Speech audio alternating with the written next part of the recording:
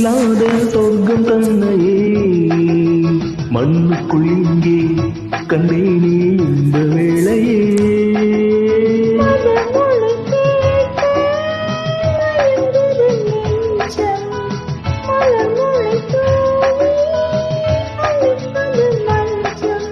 சின்ன கிளி என் செல்ல கிளி என்னை தொட்டு தொட்டு தழுவ